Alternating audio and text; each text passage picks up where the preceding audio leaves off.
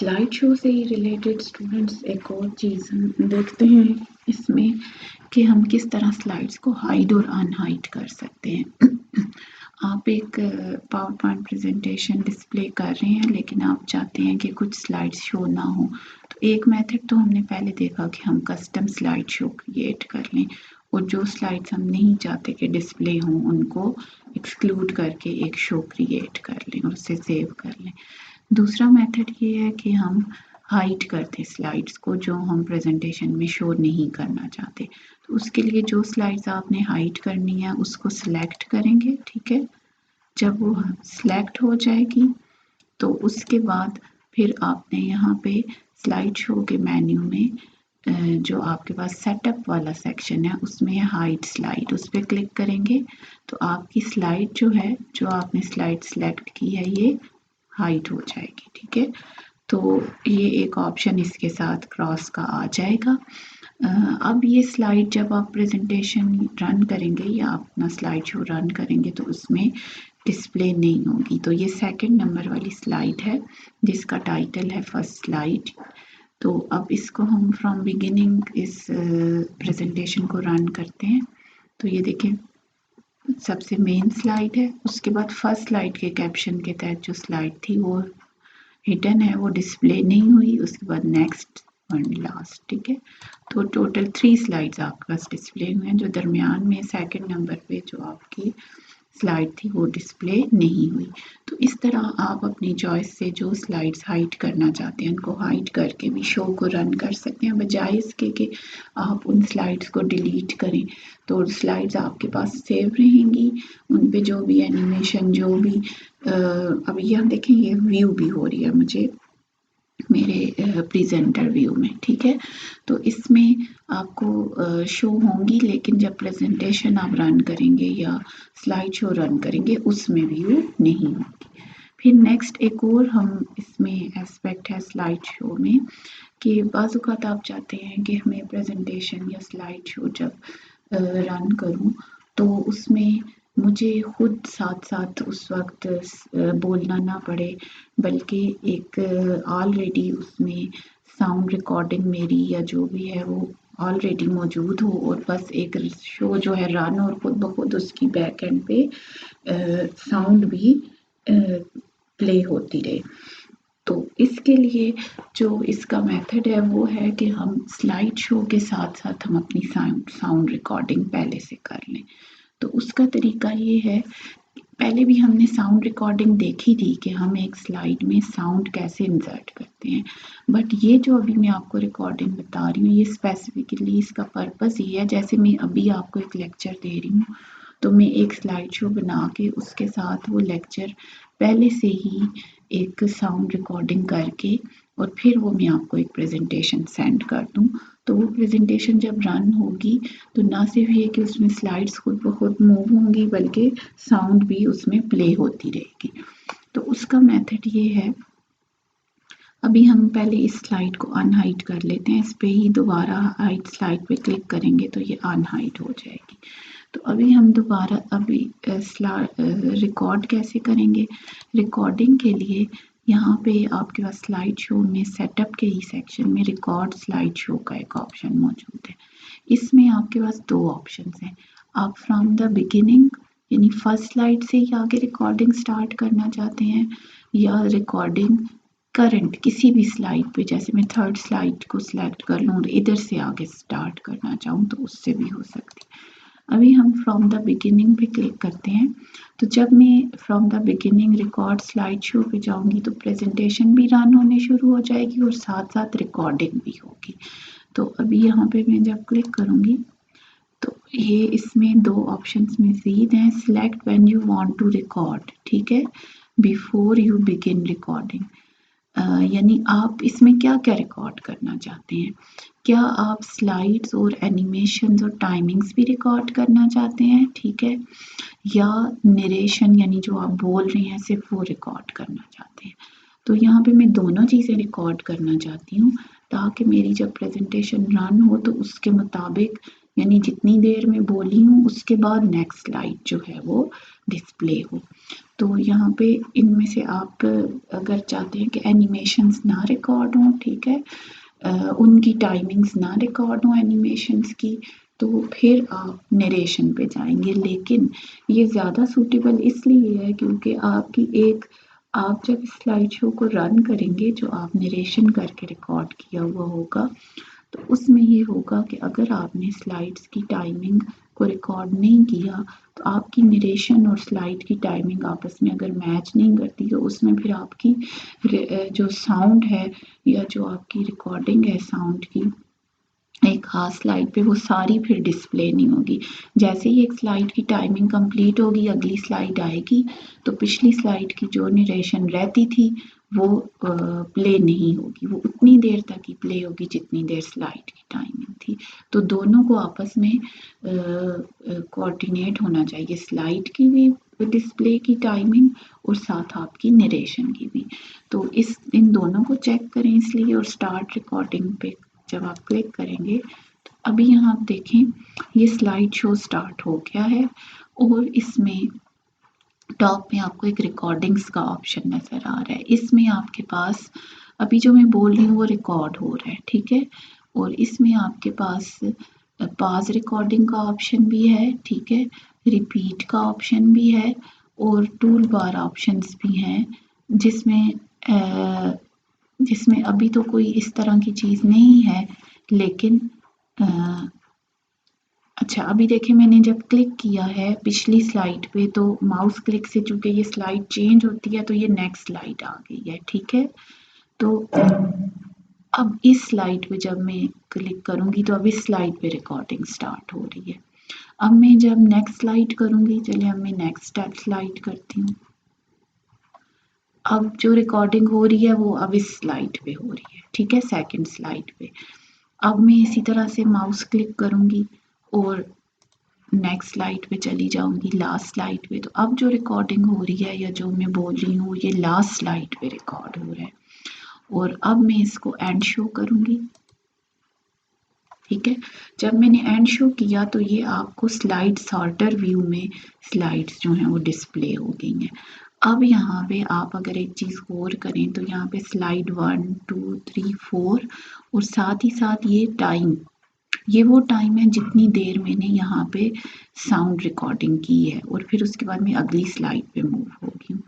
आप चाहें तो इसको अब मैं इस स्लाइड शो को फ्रॉम बिगिनिंग रन करती हूँ, तो आप देखिएगा कि ये क्या इस पे इफेक्ट हुआ है।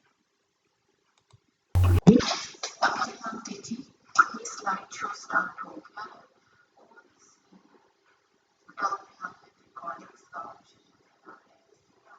ये देखिए ये वो रिकॉर्डिंग है जो मैंने स्लाइड पे की थी, वो चल रही है बैकग्राउंड पे, ठीक है।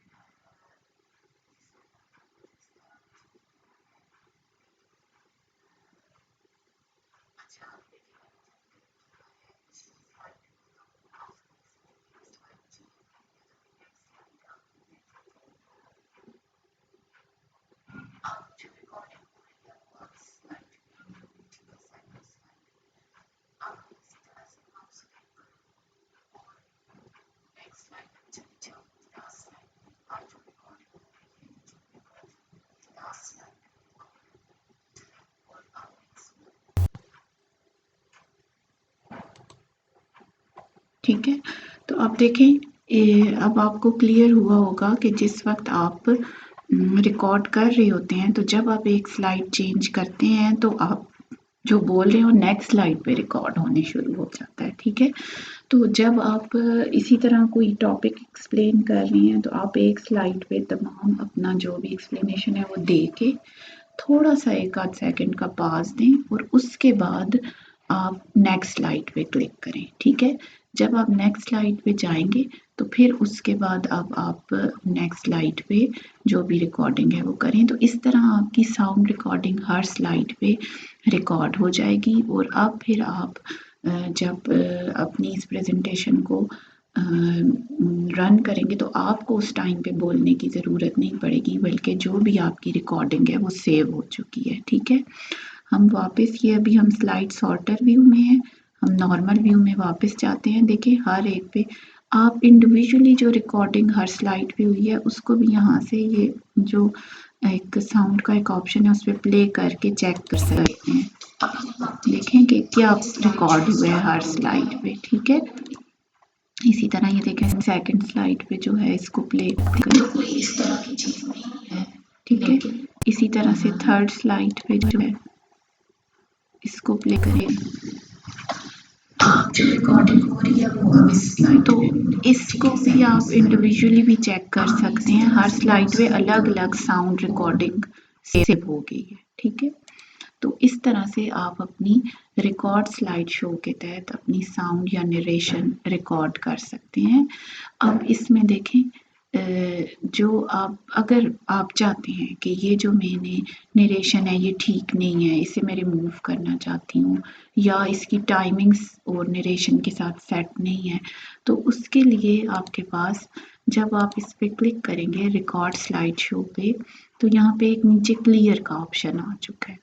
क्लियर के ऑप्शन के तहत ना आप से किसी भी करंट स्लाइड, अभी ये देखें मैं थर्ड नंबर की स्लाइड में हूँ, इससे मैं अगर टाइमिंग क्लियर करना चाहती हूँ, ठीक है, तो वो कर सकती हूँ, या clear narration on current slide वो कर सकती हूँ, ठीक है। अभी मैं करंट स्लाइड से नरेशन क्लियर करती हूँ, तो ये देखें ये जो स्टार का ऑप्शन साथ था वो हट गया, यानी यहाँ इससे ये देखें इससे साउंड रिकॉर्डिंग रिमूव हो गई है, ठीक है। इसी तरह से मैं किसी एक स्लाइड से टाइमिंग्स भी हटा सकती हूँ, timings from the current slide, अभी मैं थर्ड से टाइमिंग भी रिमूव कर देती हूँ, या फिर आप तमाम स्लाइड से क्लियर कर सकते हैं, clear timings and clear narration from all slides, ठीक है। तो ये भी ऑप्शन यहाँ पे अवेलेबल है, यानी अगर आप चाहते हैं कि ये अभी सही रिकॉर्ड नहीं हुआ, दोबारा clear timings on all slides कर लेते हैं और क्लियर नरेशन भी, तो आप दोबारा भी कर सकते हैं। तो इसके लिए बेहतर तरीका ये है कि आप अपनी टाइमिंग्स को रिहर्स कर लें, यानी उसकी रिहर्सल कर लें, पता चल जाए कि क्या टाइमिंग है जब आप की स्लाइड शो। तो रिहर्स टाइमिंग, जब आप रिहर्स टाइमिंग पे जाते हैं तो ये देखें इधर भी आपके पास वही रिकॉर्डिंग का ऑप्शन आ गया है, ठीक है। यहाँ पे आप अपनी रिहर्सल कर लें, ठीक है। अभी ये देखें ये मैं फर्स्ट स्लाइड पे हूँ, इसमें रिकॉर्ड हो रही है अब साउंड, ये मैं सेकंड स्लाइड पे हूँ, ये इसमें रिकॉर्ड हो रही है, और ये लास्ट स्लाइड पे हूँ, अब इस पे रिकॉर्ड हो रही है, और अब मैं एंड शो करूँगी। अब जैसे ही मैंने एंड शो किया है, total time for slide show was 27 seconds, ठीक है। तो अब do you want to keep the new slide timings, अब ये टाइमिंग्स है, ठीक है। तो यस कर दें, तो अब देखें ये टाइमिंग्स रिकॉर्ड हो गई, अब साउंड नहीं रिकॉर्ड हुई। क्यों नहीं रिकॉर्ड हुई? वो रिहर्सल के लिए थी सिर्फ, कि आप रिहर्सल कर लें कि आप जब बोल रहे हैं तो कितना कितना टाइम एक स्लाइड पे लगेगा, ठीक है। तो टाइमिंग आ गई, अब उससे क्या होगा, आपने जो बोलना है ज़ाहिर है वो ऑलरेडी आपको पता है कि आपने क्या क्या बोलना है, कितनी कितनी देर का बोलना है, ठीक है। बस ज़्यादातर ये होता है कि बाज़ औक़ात आपको कोई इस तरह की ट्रेनिंग्स वगैरह में कहा जाता है कि आपने इतने मिनट्स की प्रेजेंटेशन देनी है, तो उसमें ये सबसे बेहतर ऑप्शन है कि आप रिहर्सल कर लें टाइमिंग्स की, और हर स्लाइड पे एक ख़ास टाइम डिवाइड हो जाएगा जो आप बोल रहे हैं, और आपका टोटल टाइम भी कैलकुलेट हो जाएगा जितने मिनट्स है। अब यहाँ पे 27 सेकेंड्स है ऑलमोस्ट। तो अब इसमें टाइमिंग की रिहर्सल हो गई है, अब आप इस पे रिकॉर्ड कर सकते हैं स्लाइड शो, ठीक है। जिस तरह से नरेशन रिकॉर्ड कर सकते हैं रिकॉर्ड स्लाइड शो के ऑप्शन के तहत, जिस तरह अभी आपने पहले की थी। तो उससे ये होगा कि आपकी जो पहले इशू आ सकता था कि आपने अभी आप बोल ही रहे हैं लेकिन आपकी नेक्स्ट स्लाइड शो हो गई है, ठीक है। तो उस को आप जो है वो कवर कर सकते हैं। अभी चूँकि यहाँ पे आपको इसलिए ये चीज़ क्लियर नहीं हो रही क्योंकि मैंने माउस क्लिक पे नेक्स्ट स्लाइड शो की हुई है, लेकिन जब आप स्लाइड ट्रांजिशन होती है तो वो एक ख़ास टाइम के बाद हो रही होती है ना, ठीक है? तो ये वहाँ पे ज़्यादा ज़रूरी है जब स्लाइड्स खुद ब खुद चेंज हो रही होती हैं, माउस क्लिक पे नहीं हो रही होती, तो उसमें टाइमिंग्स की रिहर्सल अपनी आवाज़ के साथ पहले कर लें ताकि आपको क्लियर हो जाए कि आपकी क्या-क्या टाइमिंग होगी हर स्लाइड पे और उस पे कितना-कितना आप बोल सकते हैं, ठीक है? तो आप फिर उसके मुताबिक फिर आप बाद में साउंड रिकॉर्डिंग या रिकॉर्ड स्लाइड शो के तहत नरेशन या साउंड रिकॉर्डिंग कर सकते हैं। तो होप स्टूडेंट आपको ये पॉइंट्स क्लियर हो गए होंगे कि आप किस तरह से एक स्लाइड शो में चेंजेस कर सकते हैं बिफोर डिस्प्लेइंग दैट, ठीक है? अच्छा, इसमें एक और ऑप्शन भी है लास्ट में मॉनिटर्स का। मॉनिटर्स मीन्स कि अगर आपका सिस्टम एक से ज़्यादा मॉनिटर्स से कनेक्टेड है, जैसे अब ये लैपटॉप किसी और लैपटॉप को भी अगर व्यू दे रहा है, तो उसमें आप चाहते हैं कि ये जो यहाँ पे डिस्प्ले हो रहा है ये उधर भी डिस्प्ले हो, तो उसमें एक ऑप्शन है यूज़ प्रेजेंटर व्यू।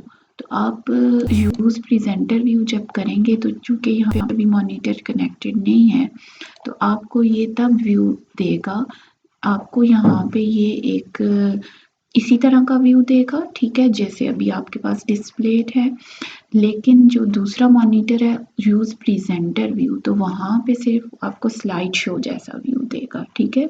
जिसमें सिर्फ स्लाइड्स आपको डिस्प्ले हो रही होंगी कि किस तरह से आपकी स्लाइड्स जो हैं वो चेंज हो रही हैं या ट्रांजिशन हो रही है। तो ये ऑप्शन तब काम करेगा जब आपके पास एक से ज़्यादा मॉनिटर्स आपके सिस्टम के साथ कनेक्टेड होंगे।